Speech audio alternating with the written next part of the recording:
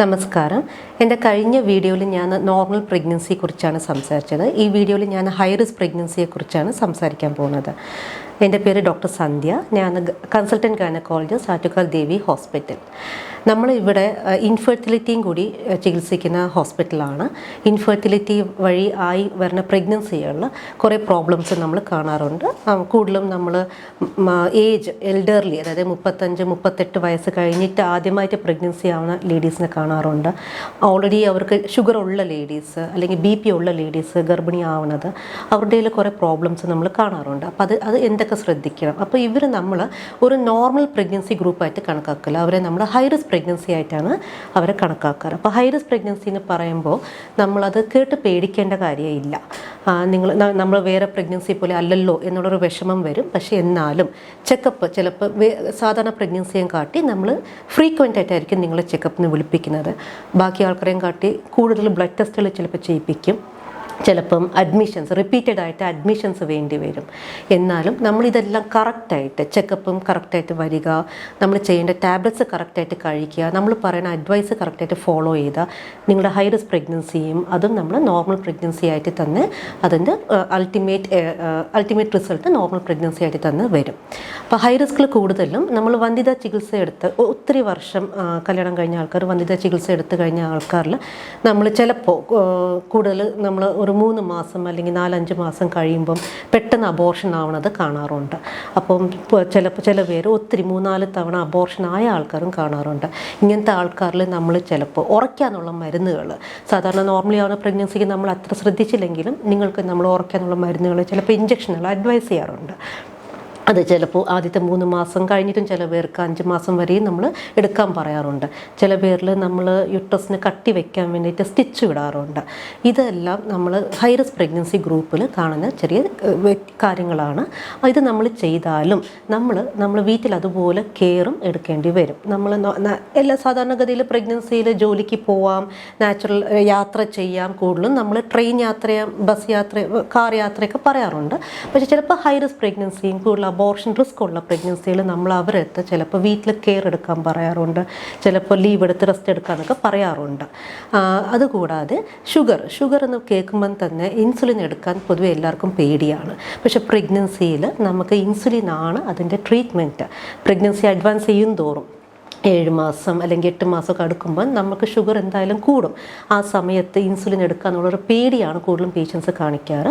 പക്ഷേ ഇൻസുലിൻ കുഞ്ഞിനും അത് പ്രൊട്ടക്റ്റീവാണ്. അമ്മയുടെ ഷുഗർ കൺട്രോൾ ചെയ്യാണ് പ്രഗ്നൻസിയിൽ ഇൻസുലിനാണ് നമ്മുടെ അഡ്വൈസ്ഡ്.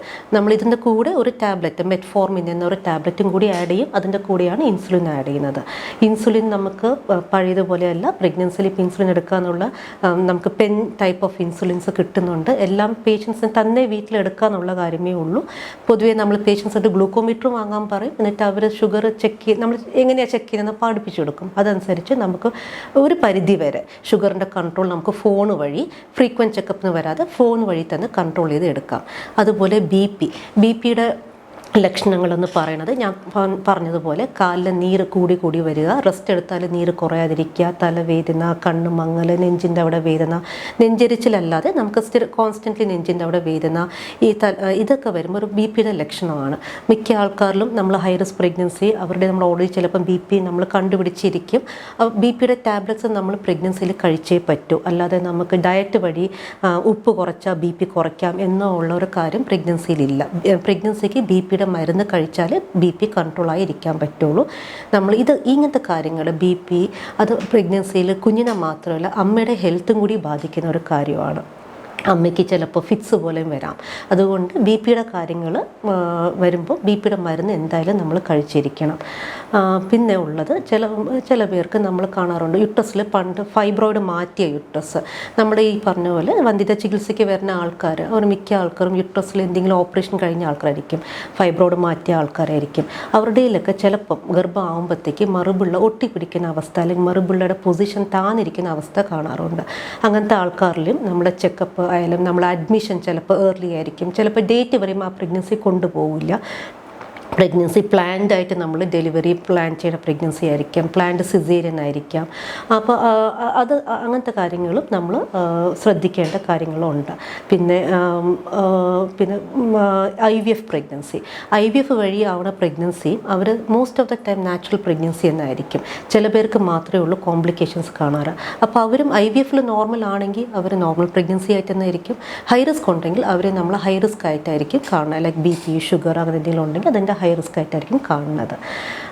എന്ത് വന്നാലും നിങ്ങളെ സഹായിക്കാനും നിങ്ങളെ കൂടെ ഇരിക്കാനും നമ്മളെപ്പോഴും ഉണ്ട്. നമ്മൾ ചെക്കപ്പിന് വരുമ്പോൾ ഡോക്ടറോട് എല്ലാ സംശയങ്ങളും ചോദിക്കണം. പിന്നെ നമ്മൾ പറയുന്ന അഡ്വൈസും കറക്റ്റായിട്ട് അത് ഫോളോ ചെയ്യണം. ഞാൻ പറഞ്ഞ പോലെ പ്രഗ്നൻസി എന്ന് പറയുന്നത് അമ്മയ്ക്ക് ഒരു സ്ട്രെസ്ഫുൾ സിറ്റുവേഷനും കൂടിയാണ്, സന്തോഷമുള്ള സിറ്റുവേഷനും കൂടിയാണ്. പക്ഷേ ഫാമിലി സപ്പോർട്ടും എല്ലാവരും ഒരു സപ്പോർട്ടായിട്ട് നിൽക്കുമ്പോഴത്തേക്കാണ് പ്രഗ്നൻസിയുടെ ഒരു പരിധി വരെ കുറേ കോംപ്ലിക്കേഷൻസ് നമുക്ക് നിയന്ത്രിക്കാവുന്നത്. പിന്നെ പ്രഗ്നൻസിയിൽ നമ്മൾ എന്തെങ്കിലും കോംപ്ലിക്കേഷൻസ് പറയുമ്പോൾ അങ്ങനത്തെ കാര്യങ്ങൾ വരാം, അത് അക്സെപ്റ്റ് ചെയ്യണം. പിന്നെ നമ്മൾ പറയുന്ന കാര്യങ്ങൾ അത് കറക്റ്റായിട്ട് അത് ഫോളോ ചെയ്യണം. അപ്പോഴാണ് നമുക്ക് ഒരു പരിധി വരെ ഓൾമോസ്റ്റ് ഒരു 99% വരെ കോംപ്ലിക്കേഷൻസ് ഒക്കെ നല്ലപോലെ പ്രിവെൻറ്റ് ചെയ്യാൻ പറ്റും. അപ്പോൾ എല്ലാത്തിനും നമ്മൾ കൂടെ ഉണ്ടെന്ന് വേണം, ഒരു സന്തോഷത്തോടെ വേണം. എന്തുണ്ടെങ്കിലും എന്ത് സംശയം ഡോക്ടറോട് ചോദിക്കണം. ആ രീതിയിൽ വേണം പ്രഗ്നൻസി മുന്നോട്ട് കൊണ്ടുപോകാൻ. Thank you.